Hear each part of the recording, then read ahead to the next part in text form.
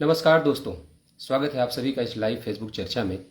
भारत देश में जब भी भर्तियों की बात होती है तो दो भर्तियां ऐसी हैं जिनको सुनकर हर बेरोजगार नवयुवक के जहन में ये सवाल जरूर कौंधता है कि काश ऐसा हो कि ये आखिरी मामला हो, अन्य किसी भर्ती में ऐसी गड़बड़ी ना हो, ऐसे घोटाले ना हो। उसमें दो नाम जो प्रमुखता से आते हैं, एक तो मध्य प्रदेश का व्यापम घोटाला और दूसरा हरियाणा में शिक्षक भर्ती के मामले में मुख्यमंत्री और उनके बेटे का जेल जाना।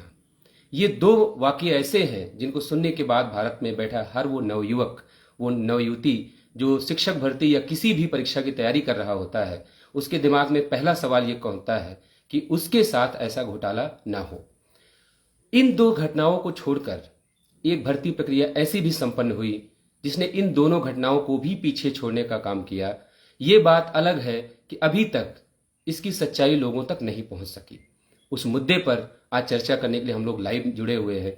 एक ऐसी भर्ती की सच्चाई जिसको जानने के बाद आपके मन में ये सवाल जरूर पैदा होगा कि उत्तर प्रदेश सरकार और भारत सरकार द्वारा जो एक नारा दिया जा रहा है, सबका साथ, सबका विकास और सबका सम्मान, मेरा दावा है कि जब भी आप ये वीडियो पूरा देखेंगे आपके मन से ये नारा बिल्कुल गायब हो चुका होगा और जो हकीकत है उस हकीकत को समझकर आप अपने मन में ये सवाल जरूर उठाएंगे और अपने सगे संबंधियों से सवाल जरूर पूछेंगे कि आखिर ये नारा इतना खोखला क्यों है। मैं आपको चर्चा में शामिल करवाने जा रहा हूं उत्तर प्रदेश में संपन्न हुई 69,000 सहायक शिक्षकों की भर्ती प्रक्रिया में हुए आरक्षण घोटाले की घटना के संबंध में। इससे पहले कि मैं इस घटना की विस्तार से आपसे चर्चा करूं, सबसे पहले मैं इसकी पृष्ठभूमि में आपको ले जाना चाहता हूं कि इस प्रक्रिया की शुरुआत कैसे हुई। दरअसल बात 1999 की है, जब तत्कालीन बसपा की सरकार ने, बहन मायावती जी मुख्यमंत्री थी और उन्होंने एक योजना को आगे बढ़ाया और जो शिक्षा मित्र योजना लाई गई, 1999 की घटना है। और शिक्षा मित्रों का जो है उनकी नियुक्ति हुई, इंटर योग्यता रखी गई और ये कहा गया कि ये शिक्षा को बढ़ावा देने के लिए नियुक्त किए जा रहे हैं और शिक्षा में इनसे मदद ली जाएगी। एक मामूली से वेतनमान पे उनकी नौकरी शुरू हुई, जिसको आगे लगातार बढ़ाया जाता रहा। 2012 में जब सपा की सरकार बनी तो 2014 में एक निर्णय लिया गया, 19 जून 2014 को, और निर्णय लिया गया कि 58,000 शिक्षा मित्रों को पहले चरण में समायोजित करके उनको शिक्षक बनाया जाएगा। शिक्षा मित्रों में खुशी की लहर दौड़ी कि जो कम वेतनमान पे पढ़ा रहे थे उनको लगा कि अब हम सहायक शिक्षक बनेंगे और हमारी नियुक्ति हो जाएगी तो हम भी एक सम्मानजनक जीवन जिएंगे। इस क्रम में और चीजें आगे बढ़ी तो 8 अप्रैल 2015 को करीब 94,000 ऐसे शिक्षा मित्र थे जिनके समायोजन की बात उत्तर प्रदेश सरकार ने आगे बढ़ाया और उनको नियुक्ति पत्र दिया गया और उनको सहायक अध्यापक बना दिया गया। ये दो घटनाएं ऐसी हैं उत्तर प्रदेश में जिनके होने से उस समय जो बीएड के अभ्यर्थी थे, जिन्होंने बीएड की डिग्री ले रखी थी, क्योंकि उस समय तक बीटीसी पर्याप्त संख्या में नहीं थे, तो बीएड वाले उस समय अपना दावा ठोक रहे थे कि अगर ये समायोजन नहीं किया जाता, क्योंकि आप याद रखें 2014 और 2015 की जिन घटनाओं का मैं जिक्र कर रहा हूं, उससे पहले 2011 में 72,825 पदों पर भर्ती के लिए एक विज्ञापन जारी किया गया, जिसमें तमाम कानूनी दावपेच के कारण वो नियुक्तियां अटकी रही, लटकी रही, भटकी रही। तो जो बीएड के अभ्यर्थी थे उनको ये लगा कि शिक्षा मित्रों के समायोजन से उनका हक मारा गया। मामला न्यायालय की चौखट पे गया, लखनऊ इलाहाबाद हाईकोर्ट से होते हुए मामला सर्वोच्च न्यायालय की चौखट पे पहुंचा और अंततः 25 जुलाई 2017 को जो सुप्रीम कोर्ट ने अपना अंतिम निर्णय दिया, उसमें उन्होंने शिक्षा मित्रों के समायोजन को रद्द कर दिया और उत्तर प्रदेश सरकार को यह डायरेक्शन दिया, यह निर्देश दिया कि जो 1,36,000 शिक्षा मित्रों का समायोजन हुआ है उन पदों पर दोबारा भर्ती प्रक्रिया शुरू की जाए और इन सारे पदों को 2 क्रमागत भर्तियों में जो है भरा जाए और नियुक्तियां की जाएं। इस निर्देश के बाद उत्तर प्रदेश सरकार ने 2017 में ही पहले चरण में 68,500 शिक्षकों की भर्ती के लिए एक विज्ञापन निकाला, उस पर परीक्षा करवाई, उस पर नियुक्तियां हो गई और करीब 43,000 लोग जो पास हुए उनकी नियुक्ति पत्र दे दिया गया और वो विद्यालयों में पढ़ाने लगे। इस बीच एक और घटनाक्रम निकल के सामने आया कि 68,500 शिक्षक भर्ती में जो संस्था थी जिसने परीक्षा करवाई, परीक्षा नियामक प्राधिकारी, जिसको शॉर्ट में हम लोग पीएनपी बोलते हैं, वहां पे एक ऐसा भी खेल खेला गया कि जो बच्चे पास नहीं थे उनको भी पास कर दिया गया और जिनके नंबर 100 या उससे अधिक भी थे, जैसे मान लीजिए किसी का 112 नंबर था, एक लड़की जिसका बहुत वायरल हुआ मैटर, उसको मात्र 12 नंबर देकर फेल किया गया। इसको लेकर कोर्ट ने सीबीआई जांच करने तक का आदेश दिया, कापियां जलाई गई, पूरे देश ने देखा, लेकिन नियुक्ति पत्र ऐसे लोगों को मिला जो मानक को पूरा भी नहीं करते थे। तमाम तरह की बातें निकल के आई। अगर जिस भर्ती पे माननीय न्यायालय को यह कहना पड़ा कि सीबीआई जांच का आदेश हम दे रहे हैं, अगर उस भर्ती की शुचिता पर कोई ये कहता है कि नहीं भर्ती पूरी पारदर्शी थी, तो इसका मतलब है आप किसी भ्रम में जी रहे हैं। क्योंकि माननीय न्यायालय ने अगर एक बात कह दिया कि सीबीआई जांच होनी चाहिए, इसका मतलब घोटाले कोर्ट में दिखे। 68,500 की प्रक्रिया पूरी हुई, तमाम उसमें मुकदमे आज भी लंबित हैं। दूसरा चरण आया और उत्तर प्रदेश सरकार ने निर्णय लिया कि हम जो सुप्रीम कोर्ट ने हमें जो आदेश दिया है कि 2 पार्ट में हमें भर्तियां करनी है, तो दूसरी जो भर्ती निकाली गई वो 69,000 सहायक शिक्षकों की नियुक्ति के लिए भर्ती प्रक्रिया निकाली गई। और करीब 1 दिसंबर 2018 वो तिथि थी। 1 दिसंबर 2018 को उत्तर प्रदेश सरकार ने निर्णय लिया कि वो 69,000 शिक्षकों की भर्ती प्रक्रिया के लिए वो अपना जो कार्यक्रम है वो शुरू करेगी। 1 दिसंबर 2018 को जब निर्णय ले लिया गया, तो 5 दिसंबर 2018 को ये निर्णय लिया गया कि एटीआरई कंडक्ट की जाएगी। यानी एटीआरई का मतलब, जैसे जो इस भर्ती से नहीं है उनको मैं समझा दूं, असिस्टेंट टीचर रिक्रूटमेंट एग्जामिनेशन, सहायक अध्यापक भर्ती परीक्षा, ये करवाई जाएगी। उसके बाद जो है नियुक्तियां की जाएंगी। यह निर्णय ले लिया गया। 6 जनवरी 2019 को इसकी परीक्षा करवाई गई और 7 जनवरी को, आप सोच के देखिए, 6 जनवरी को परीक्षा कराई गई और तब तक सरकार को यह होश नहीं था, विभाग के अधिकारियों के होश नहीं था कि इस भर्ती में कोई कट ऑफ भी होगा, कोई पासिंग मार्क भी रखा जाएगा। 7 जनवरी को एक शासनादेश जारी होता है और उसमें ये कहा जाता है कि अनारक्षित के लिए 65% और आरक्षित के लिए 60% मार्क रखा जा रहा है। जो पाएगा वो पास माना जाएगा। यानी आप, अगर मैं नंबर से आपके बताऊं, 150 की परीक्षा में आरक्षित वर्ग का अभ्यर्थी यदि 90 नंबर पाएगा तो वो पास माना जाएगा और अनारक्षित वर्ग का 97 नंबर पाएगा तो वो पास माना जाएगा। ये मानक उत्तर प्रदेश सरकार में बैठे बेसिक शिक्षा विभाग के अधिकारियों ने, प्रमुख सचिव बेसिक शिक्षा ने जो भी दिशा निर्देश थे वो जारी किए। इसको शिक्षा मित्रों ने चैलेंज कर दिया और ये कहते हुए चैलेंज कर दिया कि जब दोनों भर्तियां क्रमागत हैं और सुप्रीम कोर्ट ने इनको क्रमागत भर्तियों में 2 बार में भरना है, तो ये बाद में कट ऑफ बढ़ाकर, चूंकि 2018 में जो कट ऑफ था वो दूसरा था और 69,000 की भर्ती है जो 2019 में संपन्न होने जा रही थी, उसका कट ऑफ बढ़ा दिया गया था। शिक्षा मित्रों के इस दावे पर सुनवाई करते हुए इलाहाबाद हाईकोर्ट ने, सिंगल बेंच ने जो फैसला दिया वो अभ्यर्थियों के पक्ष में दिया, शिक्षा मित्रों के पक्ष में दिया। और उन्होंने कहा कि आप, जब ये भर्तियां लगातार सुप्रीम कोर्ट के ऑब्जर्वेशन पे, उनके निर्देश के बाद हो रही हैं, तो एक भर्ती में आप कुछ और कट ऑफ, दूसरी भर्ती में और कट ऑफ नहीं लगा सकते। ये उनका निर्णय आया, जिसको सरकार और जो अभ्यर्थी थे जो प्रभावित हो रहे थे उन्होंने डबल बेंच में चैलेंज किया। तो डबल बेंच ने अपने फैसले में कहा कि सरकार को ये पावर है कि वो एक पासिंग मार्क बना सकती है, चाहे वो परीक्षा के पहले लगाए चाहे वो परीक्षा के बाद में लगाए, क्योंकि उनकी नियमावली में और उनके शासनादेश में जिक्र है कि समय समय पर सरकार कट ऑफ निर्धारित करेगी। तो इस बात पे उनको राहत मिली। यहां मामला नहीं रुका, मामला सुप्रीम कोर्ट गया। सुप्रीम कोर्ट ने भी इस बात को माना कि सरकार को यह पावर है कि वो परीक्षा के लिए पासिंग मार्क, एक न्यूनतम मार्क वो तय कर सकती है। सरकार को वहां से भी छूट मिली। भर्तियां संपन्न हो गई। अब आप सोच रहे होंगे, जब इतना सब कुछ हो ही गया, सुप्रीम कोर्ट से मामला आ ही गया, भर्तियां संपन्न हो गई, तो चर्चा किस बात की? असली खेल उसके बाद शुरू हुआ। जो ये घटनाक्रम हुआ 1 जून 2020 को 67,867, अब आप सोच रहे हैं 69,000 शिक्षकों की भर्ती में 67,867 की लिस्ट का जिक्र मैं क्यों कर रहा हूं? ये ऐसे लोग मिले जो सरकार के बनाए मानक को पूरा करते थे। यानी आरक्षित वर्ग का अभ्यर्थी 60% से ऊपर और अनारक्षित का 65% के ऊपर पाकर पास हुआ।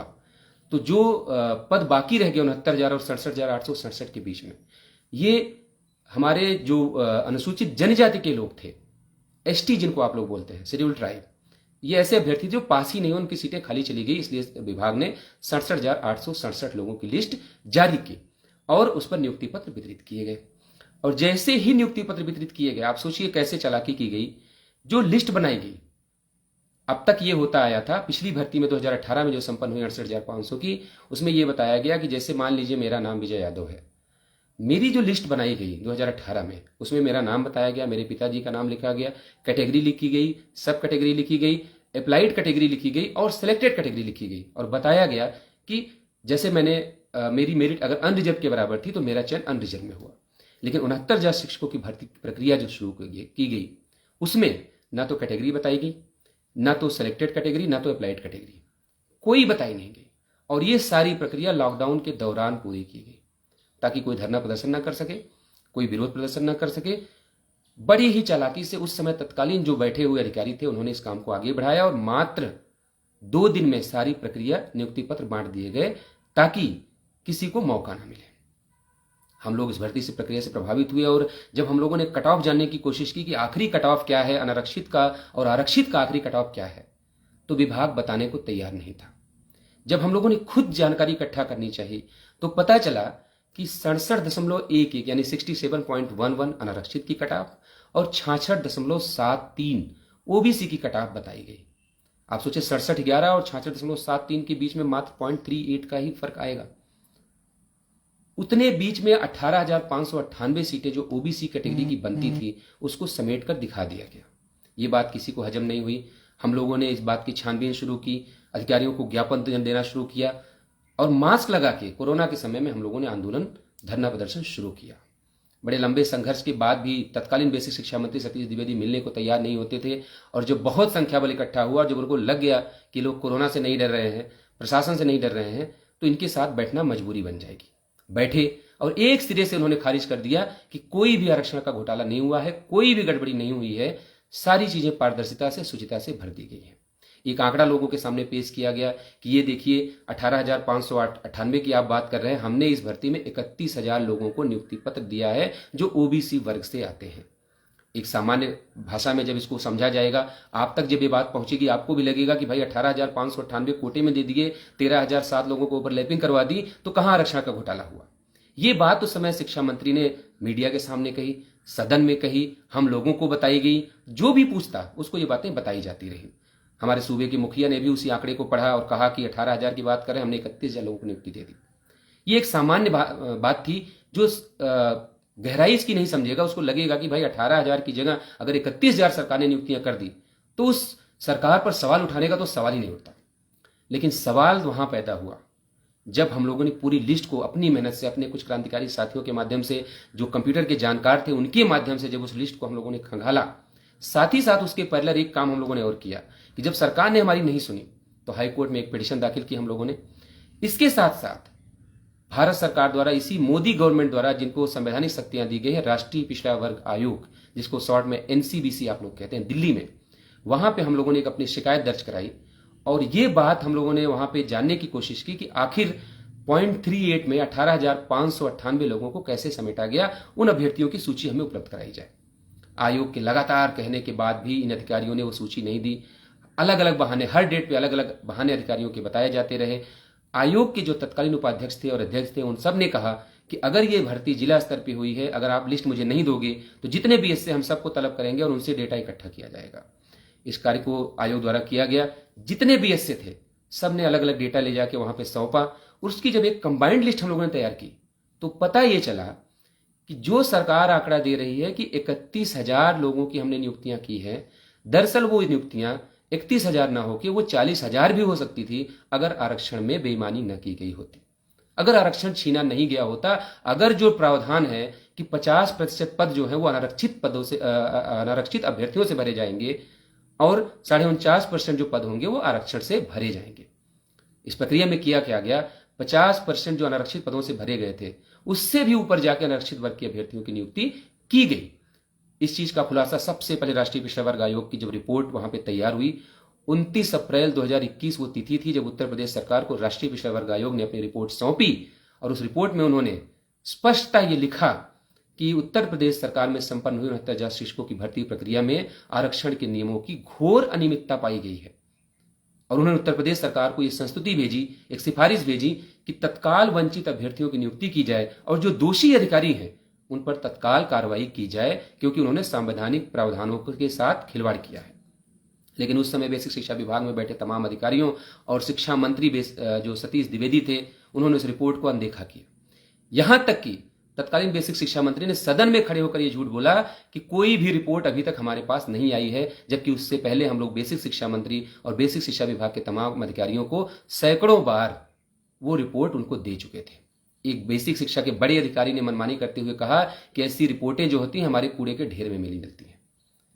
उस रिपोर्ट को लेकर 22 जून से लेकर अनवरत प्रदर्शन शुरू हुआ। 22 जून 2021 से लेकर आंदोलन शुरू हुआ और यह प्रण किया गया कि हम तब तक जो है शिक्षा निदेशालय का कार्यालय खाली नहीं करेंगे जब तक यह आरक्षण घोटाला साबित नहीं हो जाता।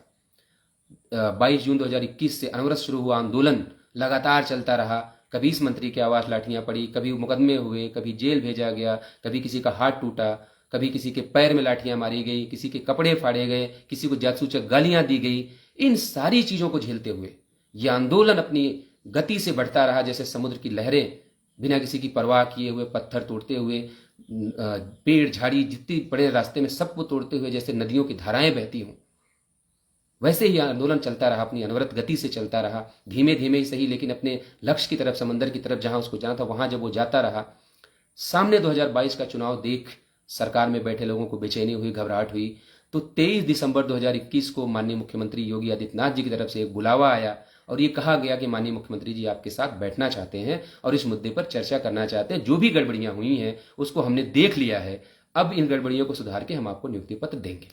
हमारे 5 लोगों को बुलाया गया। 23 दिसंबर 2021 की वो तिथि थी जब 5 कालिदास मार्ग स्थित मुख्यमंत्री के आवास में हमारे 5 लोगों की बैठक कराई गई और मुख्यमंत्री ने खुद इस बात को माना कि जो गड़बड़ियां हुई हैं वो हमारे संज्ञान में आ गई हैं, उन गड़बड़ियों को हम सुधारेंगे और सुधारने के बाद जो वंचित लोग हैं उनको नियुक्ति पत्र देंगे। 5 जनवरी 2022 का दिन आया जब सरकार ने अपनी गलती मानते हुए बेसिक शिक्षा मंत्री ने प्रेस कॉन्फ्रेंस करने के बाद एक 6800 की लिस्ट निकाली गई और उसमें यह कहा गया कि रिजर्वेशन का जो प्रोसेस था वो इस बार हमने सॉफ्टवेयर के थ्रू किया। ये शिक्षक भर्ती की प्रक्रिया हमने सॉफ्टवेयर के थ्रू बढ़ाई और पहली बार बढ़ाई, इसलिए गलती हो गई हुजूर। और जो वर्टिकल और हॉरिजॉन्टल रिजर्वेशन था वो उल्टे सीक्वेंस में फॉलो हो गया, इसलिए वे ओबीसी के अभ्यर्थी, जो बातें मैं आपसे कह रहा हूं कोई हवा हवाई नहीं कह रहा हूं, उसके साक्ष्य हैं। सरकार का लिखित कबूलनामा हाईकोर्ट में है, सरकार का लिखित एफिडेविट राष्ट्रीय पिछड़ा वर्ग आयोग में है। उसके साक्ष्य भी मैं आपको फेसबुक पर उपलब्ध करा दूंगा, जो लेना चाहेगा मेरे व्हाट्सएप नंबर पे कर देगा, मैं उसको साक्ष्य भी भेज दूंगा। हालांकि सबको पता चल गया है इस देश में कि 69,000 शिक्षकों की भर्ती में क्या क्या हुआ। खैर, 5 जनवरी 2022 को लिस्ट आ गई। आंदोलन करने वाले साथियों में खुशी की लहर थी कि चलिए लंबे संघर्ष के बाद ही सही हमारा संघर्ष सफल हुआ और सरकार को यह बात माननी पड़ी कि 69,000 शिक्षकों की भर्ती में उनके अधिकारियों ने काले कारनामे किए हैं और ओबीसी और एससी वर्ग के लोगों का हक छीना था और अपनी पसंद के लोगों को दिया था। इस घटना का खुलासा हुआ, पूरे देश में यह खबर गई। साथ ही साथ इसके पैरेलल एक प्लानिंग और की गई सरकार की कि इससे पहले जो भी नियुक्तियां हुई 1 जून 2020 में, आपको थोड़ा सा और पीछे ले जाकर बताऊं तो जब वो लिस्ट प्रकाशित की गई तो उस लिस्ट के साथ जिला आवंटन भी किया गया और 2 दिन के अंदर उनको नियुक्ति पत्र भी दे दिया गया ताकि कोई अड़चन ना आए। लेकिन जब 6800 दलित और पिछड़े वर्ग के लोगों की लिस्ट जारी की गई तो जानबूझ के उसमें जिला आवंटन नहीं किया गया। जानबूझ के, सोचिए 23 दिसंबर को मुख्यमंत्री से मुलाकात होती है और लिस्ट आती है 5 जनवरी 2022 को।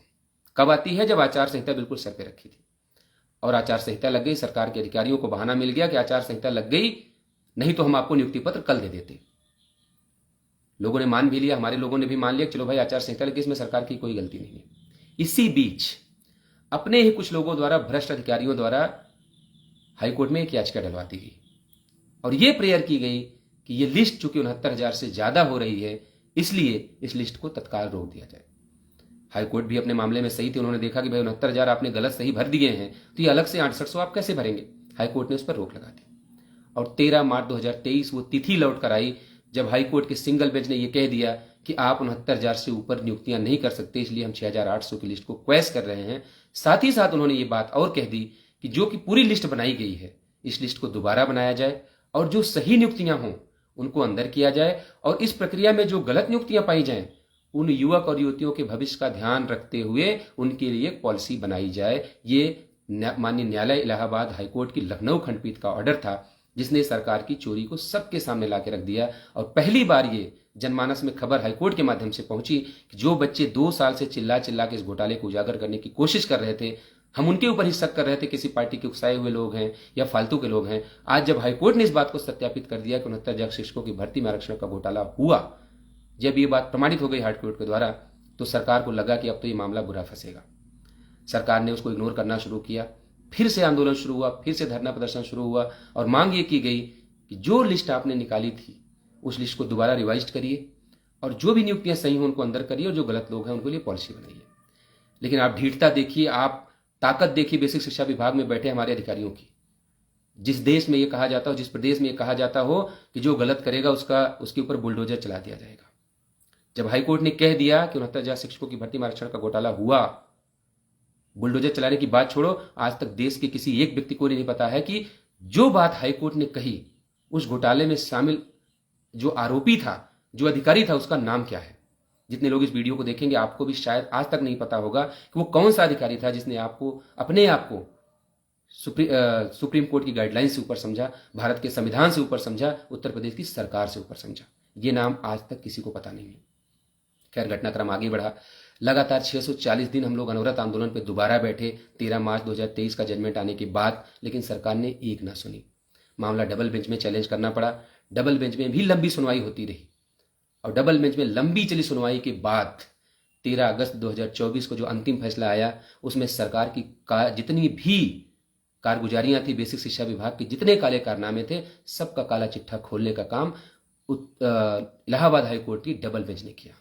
इलाहाबाद हाईकोर्ट की डबल बेंच ने भी इस बात को माना कि लिस्ट बनाने की प्रक्रिया में घोर अनियमितता की गई है और उन्होंने 3 महीने के अंदर पूरी लिस्ट को दोबारा रिवाइज करके बनाने का आदेश दिया और ये कहा कि आरक्षित वर्ग के वो अभ्यर्थी जिनका अंतिम क्वालिटी पॉइंट्स अनारक्षित के बराबर या उससे अधिक है, उन सभी का चयन आरक्षित कोटे में ना होकर अनारक्षित सीटों पर होना चाहिए। जो मनमानी की गई वो मनमानी दोबारा नहीं होनी चाहिए।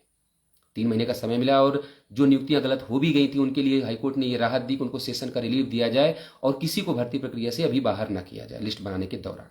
लेकिन इन अधिकारियों ने उस रास्ते को भी अपनाना जरूरी नहीं समझा, क्योंकि बात यहां पर आरक्षित वर्ग के लोगों को अंदर करने की थी। सरकार द्वारा एक प्रेस नोट जारी किया गया, मुख्यमंत्री के साथ बैठक हुई अधिकारियों ने और मुख्यमंत्री की तरफ से मुख्यमंत्री कार्यालय से एक सूचना जारी की गई प्रेस नोट के द्वारा कि सरकार सबके साथ है। जहां से मैंने घटनाक्रम शुरू किया, मैं आपको फिर वहीं ला रहा हूं कि सरकार ने फिर वो नारा लगाया कि सबका साथ, सबका विकास, सबका सम्मान, और कह दिया कि हम किसी को बाहर नहीं करेंगे और जिनके साथ गलत हुआ है उनको हम अंदर भी ले आएंगे। कैसे लाएंगे ये बात नहीं बताई। 13 अगस्त को जजमेंट आया, 16 अगस्त को ये जजमेंट अपलोड हो गया, पूरे देश के सामने आ गया। 19 तारीख को मुख्यमंत्री ने मीटिंग कर ली और निर्णय भी ले लिया।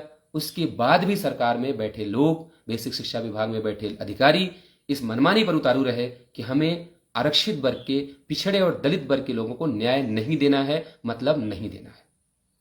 ना उन्होंने उस न्यायालय के आदेश पे, ना मुख्यमंत्री के निर्णय पर एक कदम भी आगे बढ़ना जरूरी समझा और ना ही जो नियुक्तियां अब तक हो चुकी थी उनको सुरक्षित करने के लिए एक कदम आगे बढ़ाया।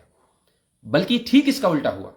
पुनः बेसिक शिक्षा विभाग में बैठे कुछ भ्रष्ट अधिकारियों ने उन लोगों को उकसाया जिनकी नौकरी पर खतरा आया और उनको सुप्रीम कोर्ट पहुंचा दिया। और जब वो सुप्रीम कोर्ट पहुंच गए, माने सुप्रीम कोर्ट में जब ये मामला गया, तो आरक्षित वर्ग एक बार फिर ठगा गया।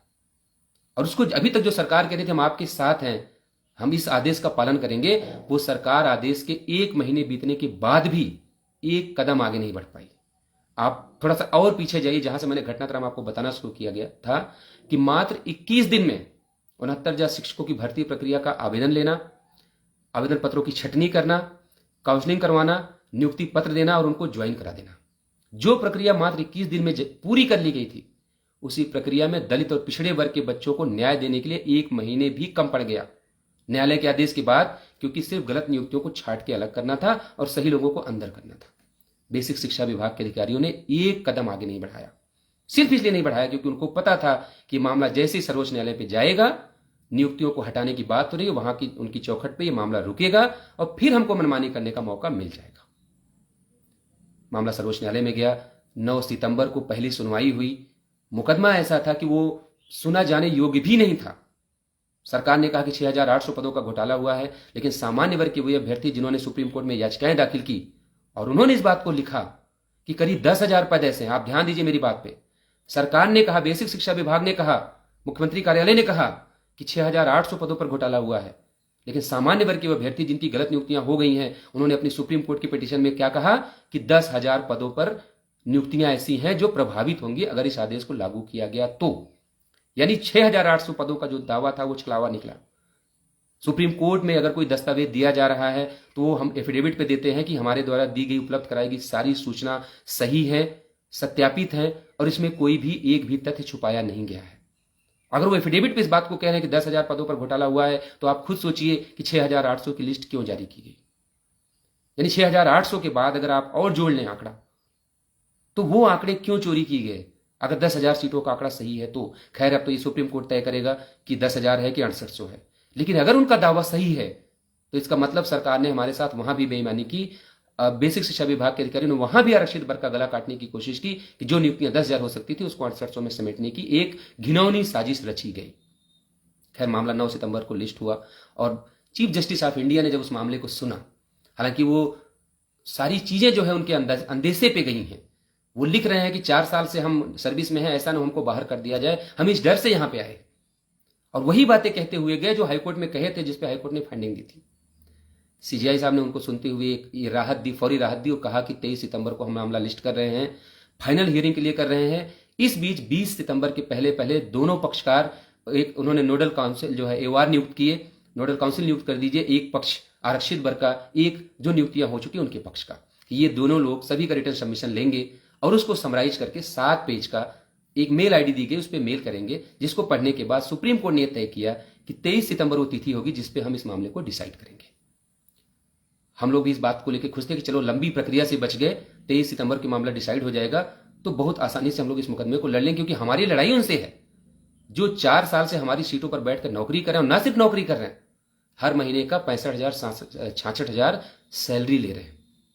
आज की डेट में उनके पास करीब 30 लाख रुपया है और हमारे पास क्या है, 4 साल से सड़कों की धूल, उत्तर प्रदेश सरकार द्वारा दिए गए 2-2 मुकदमे, पुलिस द्वारा मारी गई लाठियां और अपने ही लोगों का तिरस्कार।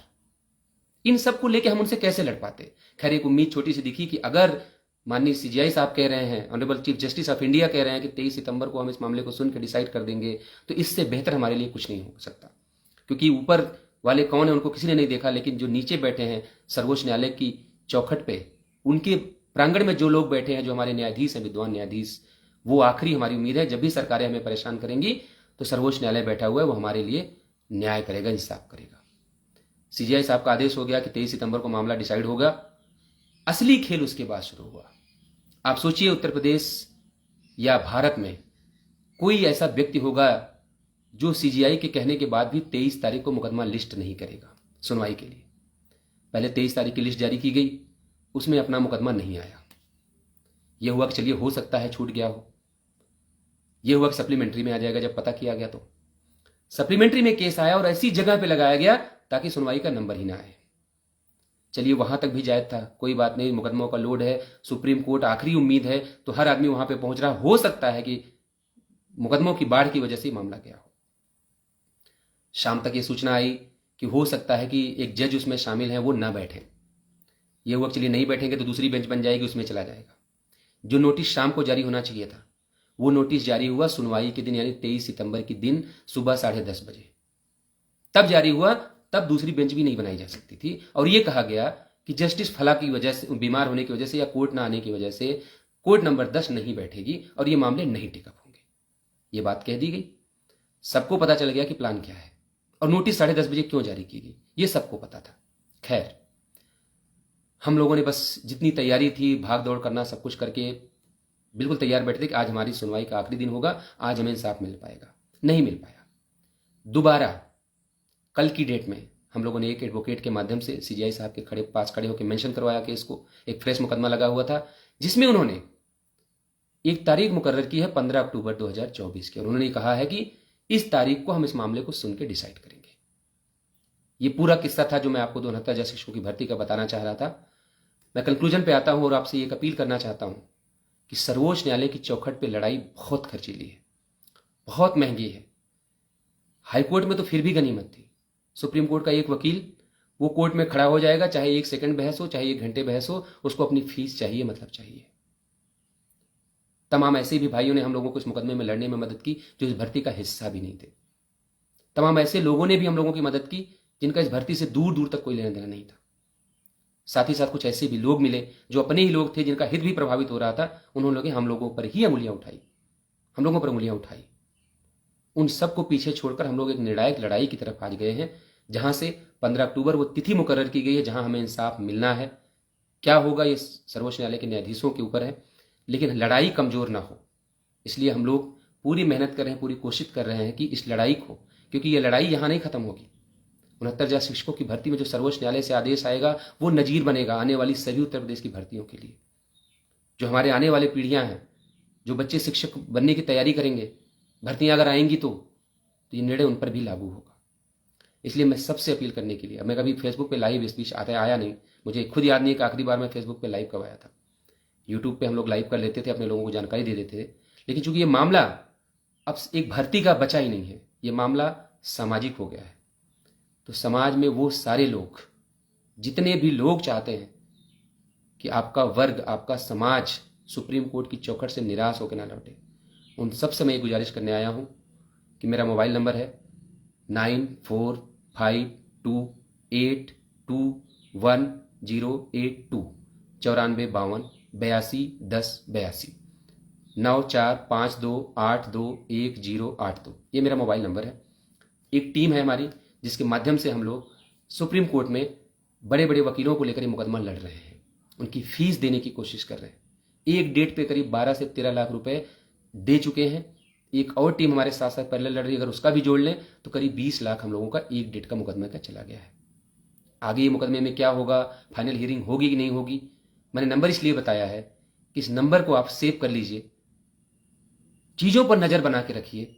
अगर कभी ये जरूरत महसूस होती है कि इस समाज के लिए, इस लड़ाई के लिए जो कोरोना काल में मास्क लगाने से शुरू हुई और आज गला फाड़ फाड़ कर चिल्लाकर पूरे देश के सामने इस घोटाले को रखने तक पहुंची है, तो अगर इस मामले में आप मदद करना चाहेंगे तो इस नंबर को सेव कर लीजिएगा, नजर बना के रखिएगा। जब लगे कि आपको मदद करनी चाहिए तो हम लोगों की जो भी मदद आपसे बन पड़े वो मदद करने का कार्य करिएगा।